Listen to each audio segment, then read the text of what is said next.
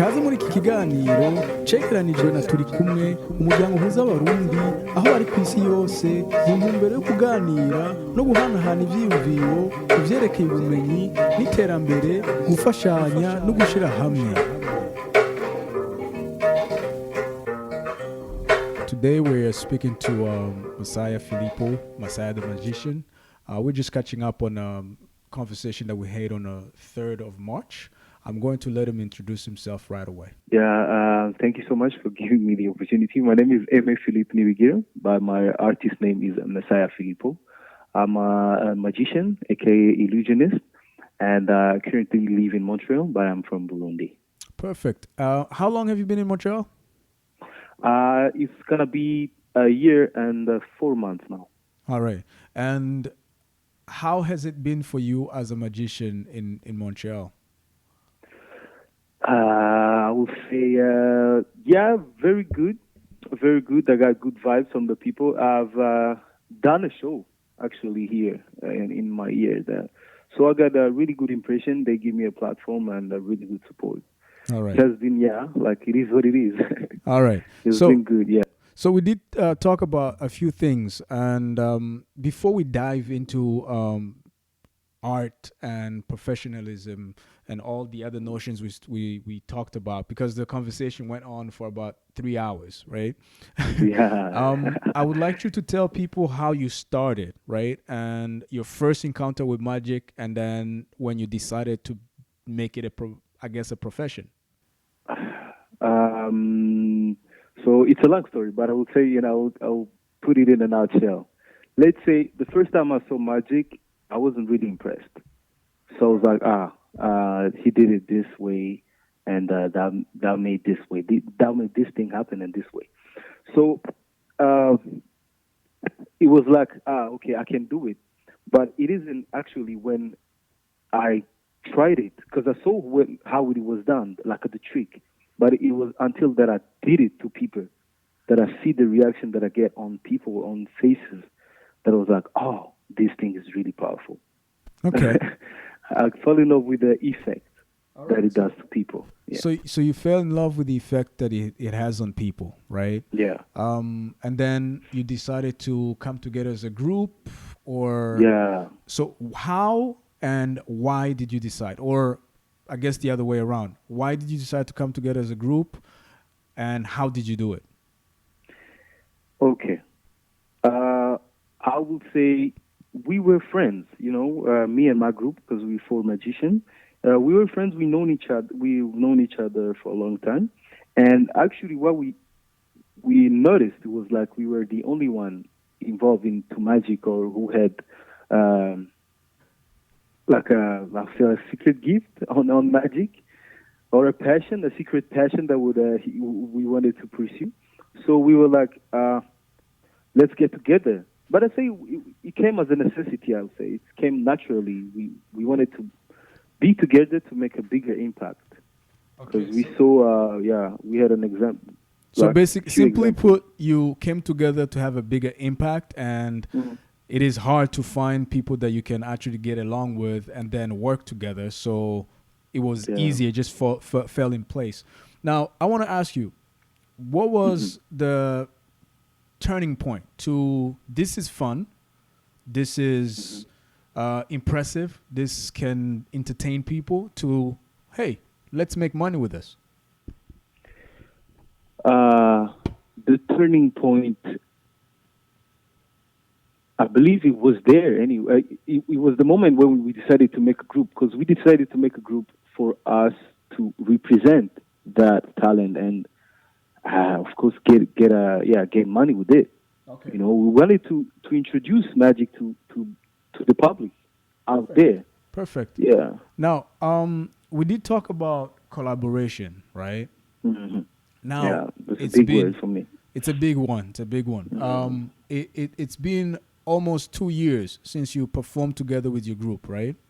Yeah. Now, you did tell me the reasons you started together, but you also did travel away from Burundi to go and conquer a new market, right? Yeah. Can you tell our audience what you did? How did that go? and some of the lessons that you learned, like quick in a few words. Let me say this. So we started in Burundi, in Bujumbura precisely, I'll say. So in Bujumbura, yeah, we had couple of shows. We did our step there. So we had, let's say, a contact, Mika Sengazi. So Mika Sengazi gave us an opportunity to go perform to the Rwandan public. I believe it's on a show called Seka Live 3. So we were like, oh, that's a big chance for us because we could go internationally. So we went there, performed that night, and came back. A few months later, when we saw that, okay, now we have Bujumbura, now we can say we have Burundi. Let's go conquer some other territories. So we went in Rwanda, where we get pretty much, let's say, successful also, because they are also didn't know their public didn't know magic. So we were the first one introducing magic from there, and it was kind of special because we came from Burundi, so it was a lot of more exotic than the like usual things they used to have. Yeah, so that's what pushed us to go there. And so that, I guess that's a segue into collaboration. This, Oh, but again. we're still dancing around the idea of, you know, a new kind of performance art, which is magic. There's not a lot of magicians, I Yeah. guess, in Burundi and in Rwanda as well. That was an opportunity for you. You didn't see it as a problem, but we did speak to Mika earlier, a month ago, or like actually this month, and he did talk about convincing family and friends that what you're doing is actually worth it, right? In one sentence, how did your family react to you guys actually packing up and going to do a show, just even if it was one show? Or was Yeah. it because they had been already primed with the little shows that you were doing in Bujumbura, that they Mm. didn't mind you guys going to Kigali and trying it out? How did they react? For us going there, they were like, let's give them a chance. Let's give you a chance on what you're doing, and because they saw that we could, I mean, we could do something. So they were like, I would not say excited, but they were like, okay, they were okay for us to go travel. They give us the support, I would Okay. say, but that was not the case in the first time when we began. It was a lot of tough to explain them that we're just artists and not wizards or nothing. All right. So okay, Yeah, that's cool. And then when you get to yeah, Rwanda, you did a regular performance for 3 months at a famous restaurant yeah, called Pili Pili. yeah. Pili Now, pili, yeah, yeah. that was your first introduction to, I guess, as sort of a syndication where you actually perform a set every Saturday. I think it was every Yeah, every Saturday, every weekend. weekend, right? Yeah, the weekends. We begin by doing Friday, Saturdays, and then we move to Saturday, Sundays. Okay. Last time we Yeah. spoke about having people who represent you, right? Right. Yeah, Um, exactly. now I'm still meditating on those words. you're still I'm debating saying, on that, but yeah, no, meditating on the words that you told me that day. all right. Really nice. Yeah. Okay. So, um, I'm wondering when you, Hmm. in retrospect, um, was it a good move to stick to your own and just, you know, use your network, or would you have done it otherwise by working with a talent management group, like the ones that are taking care of musicians right now? Mm, uh, I would say it depends again. But so in my case, uh, I think it is not the same. It wasn't a bad move. Yeah. It was just like, yeah, a little move. But it would have been better, I believe. I changed my mind when I reflected and talked about it with my group that day. Yeah, it could have been better, but as I said, from the journey we took until now, we I think we managed to get where we are by our own, and Okay. it was satisfying. I can say You were it was okay. satisfying So at you our were level. satisfied at Yeah, that point. Now, yeah. But um, I see that it could have been better. okay. But again, it depends on the people. It depends on the people and the art. Yeah. Some people they are better off at doing this alone, doing that alone. Some people not. Yeah. You did tell Yeah. me about, choosing the right people to work with in case you have to trust them with other things other Yeah. than the performance itself, right? And Hmm. there was a beautiful story you told me on how at the moment where you work on a break, somehow you're talking to a Yeah. friend who happens Yeah. to be involved in arts. Can you, I Yeah. guess it would be best if you told the story to the audience yourself. So, yeah. Um, okay, so it's that goes when I did my first show, huh? My first show last year Yes. in December. So as I said, the first thing to know with with whom people you want to ride with, you know, you gotta listen. You gotta listen to the people, uh, what they say or what they put up. So for me, it was on my work. I was talking to my colleague. She's actually my colleague, and she happened to be an event planner, a professional event planner. Yes. So we were talking about everything, life, like our history. And I told her, yo, I'm a magician, and it has been like almost 2 years that I haven't done my show. I have a group back home. We used to do a lot of shows and blah blah blah. And she was like, oh, really? Are you a magician? I said, yeah. I do magic, I do illusions. And she said, oh, I'm an event planner, a professional event planner. I said, oh, really? So she decided to give me a show. But before, when I told her that I was doing magic, I was doing a trick, like few tricks a day at work. So that the people, my colleagues get involved, even my team leader got involved one day. So they were amused and like really liked the craft. So I was like, okay. So basically, if I might interrupt, basically she tested you for a couple weeks. You're Yeah, a performing for couple free at couple weeks work. before she gave me that opportunity. Yeah, and She saw, then yeah, she you decided to set up a show in a venue that was actually pretty packed. It was also supposed to have yeah, about 150. Now, 150 now, people. how Yeah, do you feel about that experience now? In a few wow, words. that's a big move. That's a big move for me to have someone that could trust me and give me an opportunity to welcome 150 people in a place well organized. Everything was done. I felt like yeah. How about how Uh, about how about how I guess it's good to have somebody trust you, but how about the feeling of trusting somebody else to help you? she did help. Like she, it was good. How can I say? Yeah, it was a good experience. She helped me. We helped each other. Like we did a show. You know, Yeah. I was the main event. She provided the place and everything, and the legality and everything. So yeah, and that delivered. All So I right. was kind of donnant donnant, if I can say.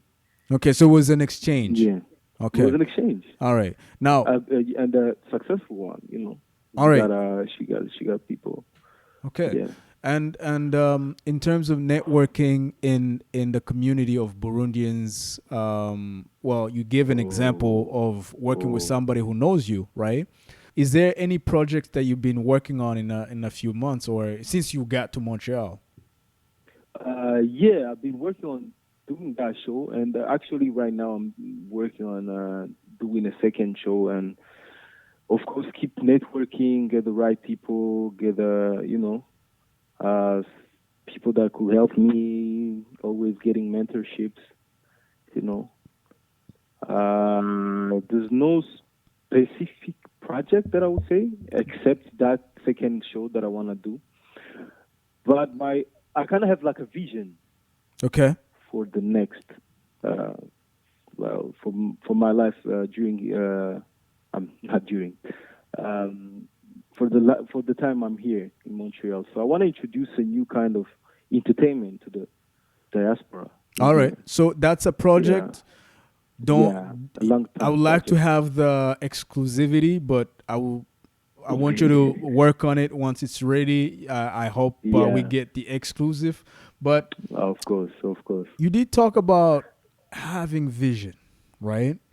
Last Mm, time you talked about, I mean, we were talking about, the example you gave me was Kobe Bryant saying that ooh, if you know what you want and focus on it, the world becomes your library, which is elaborate to you. there's there's nothing that could be any uh, more true than that, right? Now, Yeah. I remember challenging you by asking you, you brought out the big name. How many times you Hmm. practice? It's been a month.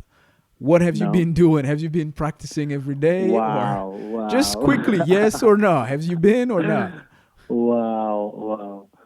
Yo, but I'm not gonna lie. I'm not gonna lie. I'll take that as a During this no. time, man, you're a fool. You're a fool. All Let me right. tell. Let So me tell you what happened. let's It's just a go no. back to the vision and focus. Okay. Now, you did say that you're focused. We did talk about like bringing change into other ways in terms of a group of people. We were talking about change in itself, not just in terms of entertainment, right? Mm-hmm. I was saying how interesting your way of thinking it comes out. I mean, it's a Sure. storytelling. Um, I guess it's a storytelling technique that comes out of your way of thinking as a magician illusionist, right? And Yeah, and you told me something about, if you want to change people's mind, you don't tell them to change your mind. You show them a new pattern, right? you show them. Yeah, as I said, we put together patterns that make the people think. Yeah. You're not gonna tell them like do this that. No, I'll show you a pattern. I say if you follow this, Yeah. you will arrive at this, and if you follow that, you will arrive at this point. So that's how I'll do it, because we're dealing with magic unravels so many basic human I'll say behaviors, thinking patterns, or so we know what the brain can do. We know what the senses could push. We know the behaviors that people do when something happens. We deal with those kind of information, and it happens to be the same kind of information that could be interpreted in other way, In other in a settings, healing way. Let's but say, okay. So, question for you, right? yeah. With everything that has been going on, I what's your interpretation of the way people have been behaving? How do you see it? Because I'm interested on the way you understand things as well as an individual, right? How do you see it? Right now, I'll say it's a crisis. It's a crisis, bro. Uh, and I'm saying people are panicking, based on what they're hearing, based on what they're seeing, you know. And panics makes you act, and like I say, you disturbed. Yeah. People are now disturbed by this thing. You're not allowed to go out. Um, Man, it's just a lot of crisis. I don't know, bro. Everybody's is making decisions based on fear right now. Yes. I remember the trick you did for me was I was supposed to follow the nine, right? And Mm, you're shuffling cards, right? And in my mm, mind is the only idea I had on how to actually understand what's going on is to focus on your hands, right? Because I thought, I mean, that's the only way things are happening. That's the only place things are happening. And then in the end, when I look at the tape, you put the yeah. nine that I was following after showing it to Mm. me, like in a very It- nonchalant or nine. yeah, it was in I my just mouth focused. already. It You was were right. following in the hands, but it was in my mouth already. Yeah. Oh, you just picked it up, put it in your mouth, and I'm looking at the tape. And how did I not notice that? Is it Yeah, you gotta understand one thing though. now the reason I brought up this crisis right now? There's one of the conversation we had after that was about, how to self motivate, how to not only self motivate, but also how to use your environment as a canvas, Oh, right? Now, yeah. this crisis could be something else, not a global crisis. It could be a personal crisis, right? What Yeah. is your advice when you compare the crisis and I guess the intellectual lobotomy by the population, and we are because of fear and turbulence, and then we don't know how to act, such as buying a lot of toilet paper, or you know maybe behaving really extremely bad, like the people who are leaking products in stores, right? Mm. What do you see, or what is your advice as an illusionist in terms of dealing with this kind of uh, disturbance, right? Because what you do is disturb people's mind, in a nice way, right? What is your Yeah. advice for people to actually, deal with it, so the impact is not too heavy, or the impact is not too Yeah. heavy on their psyche? On their psyche. Yeah. I would say this is the best time to, I'll say, to refocus, to balance ourselves again. It's such a golden time for humanity, to get people are more closer to their family. Before you get to work from home. Yeah. Now it is a good time to settle down, to break those natural habits, not to get focused on the negativity of it, because the media also playing they're playing a role, because you get feed, you think how you think and how you feel influence your state of being. Yeah. On positivity, yeah, get the information, Yeah. get where they are, and I'll say move on. You don't have to think, oh, maybe this, or you don't have to think about the conditions. There are other people doing that for you. You don't have to think about the conditions that people are living, because you will base your judgment, or you base your decision based on what you thought 2 minutes ago. You see, oh, 3,000 are dying. Maybe we're lacking trucks for moving the bodies and everything. So you kind of get involved into thoughts and do this cycle of negative thoughts, and you forget about you are healthy, you are home, you have your kids, you have other things you can work on. You can, do some exercise. There's so many things. Practice something. Read a book. Do something else, but keeps you safe. That keeps you safe. Yeah. So I'll say, for my point of view, is to not get caught in that illusion of fear. All right. Because, yeah, we're doing a great job staying home. That's That's good. what the authority keeps telling us. But don't get scared on the media too. Don't get caught. Okay. by Yeah. those No, I things. understand what you say. When the feed is constant, like the front line, what's happening, the numbers, and you just Yeah. focus on that, it could be just pure fear, right? Yeah. There's Pure reason to fear. fear. There's reason to fear, right? This is a problem, right? But also there's things you can control, right? Like you said, we're doing Yeah. a good job staying home. Yeah. We're focusing, I guess we're forced to focus on family, right? But what if we actually turn our attention, our full attention towards family, right? Yeah, and also do it intentionally, not as in a getaway, right? But Not a getaway, as something you want to practice, as a new habit, bro. A yeah, new habit. It's the best time to create a new habit. If you wanna, I don't know, if you wanna practice something new in your life, yeah. it's the best time to do it. Yeah, not as an escape. Just do it intentionally, right? I think we said get away, but real word that we should use is that is appropriate is escape.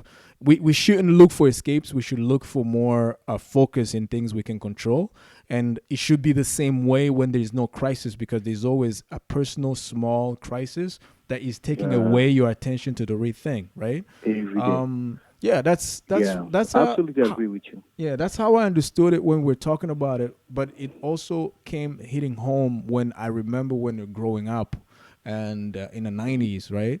And Yeah. I don't think I think you were not of age yet, but Mhm. the thing we called Ville Morte, right? But I saw that in 2015, bro. Okay, so okay, you saw 2015, right? So Yes, I. it's pretty similar, right? Except that this Pretty similar, time yeah. you don't know. You don't. I mean, there's no face to the crisis, right? It's or No. to the enemy. The enemy is just really this thing, you know. Yeah. Yeah. So yeah, focus on what you can control if you can, and for the young people who are at home with their parents, Yeah. it will be good to be well surrounded because young people do take in a lot, but they don't Yeah, show and it, right? do a lot of work in yourself. I would say that's what I'm doing with this time. I'm working on myself, getting everything balanced. Uh, you know, as I said, yeah, overcoming yourself, Okay. and you say, I wanna do this. I wanna create. Get over your old habits. Because that's the old self. All You right. wanna get a new self. You gotta create. You gotta forget about what was you and create a new one from this time. Yeah. It's Now good to come be back. Let's going. come back to art now, right?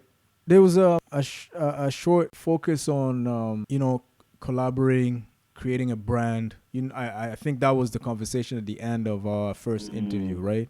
And Mm, dissociating yourself. I mean, that's what I was prodigating as yeah, a way to move forward is to dissociate yourself from your brand. So yeah, Messiah and is a the idea brand. of canvas too. Has it impacted the way you look at things, or you're still, meditating on how to dance with this new reality?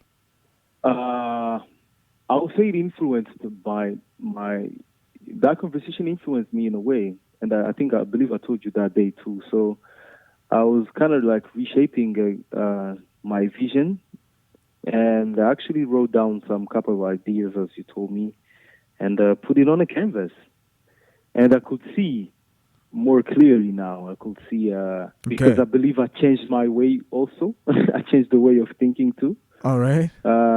So yeah, right now I believe it's I'm in a time of like rebalancing everything, getting things together, and prioritize my duty well, and yeah, everything should be fine though. Okay. I didn't forget anything. Yeah. All right. Should we be expecting new production since everybody's online now? There's DJs doing lives and going Yeah. global. Um, people are doing Everybody's on live. challenges. Yeah.